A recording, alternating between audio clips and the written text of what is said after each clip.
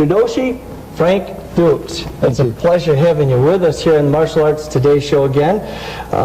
You know, I'm going to get right into it, and that is, you're looking good. Now, last time you were on the show, you had a beard, and you look fit, but man, you leaned out, you look tough, you shaved your beard off.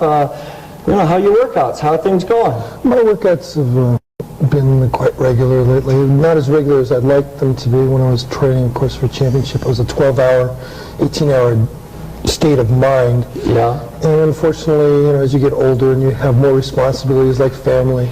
Yeah. In school, how's your school going? It is doing excellent. In fact, I'm very lucky because I'm one of the few, I guess, martial artists that attracts people from all over the world. Yeah. And so I get, not only do these people come to train, they always bring something with them, so I'm always able to learn from whoever it is I am teaching as well, which is really, I find, a real benefit. All right. Now, although you have, you know, a very firm, solid background in ninja, and we know that the ninja styles have been really abused and you know, and overused, but you are a truly qualified ninja stylist, but your school style is Dux Ryu. Yeah. Right. What I teach is my own style. I mean, my instructor comes, I guess you would say, from a ninja background, but see, ninja is really a 16th century word describing an art form that took place then. But the actual ancestors of that 16th century style still were developing it. They later became known as Rappa, Supa, and in the 1900s, Kampai Tai. Okay. All right. Now, I'm going to interrupt because for a lot of you folks, you don't understand some of that heritage and that language, but you may be able to someday because you have, your manuscript is done. I've been very privileged to have the opportunity to read it. It's a beautiful manuscript, and hopefully it'll get to be published, and you're looking towards publication of that book now, aren't you? Yes, I am.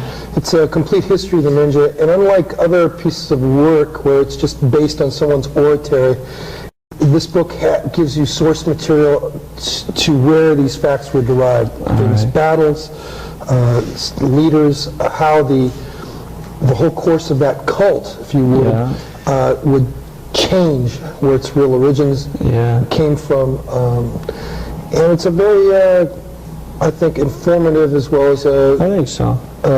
Is an interesting book to read. Yeah, I think, you know, and for some people that realize, I taught history for many years in the public education system before I went into administration, and history can be boring only because, you know, there's so many facts and figures, but your book is laid out, the manuscript that I've seen is laid out so that it's interesting, it's informative, and yet it's filled with pieces of information that are very fact-oriented, so it's really got a nice flow to it. I think it was well done. Well, I'm very proud of it.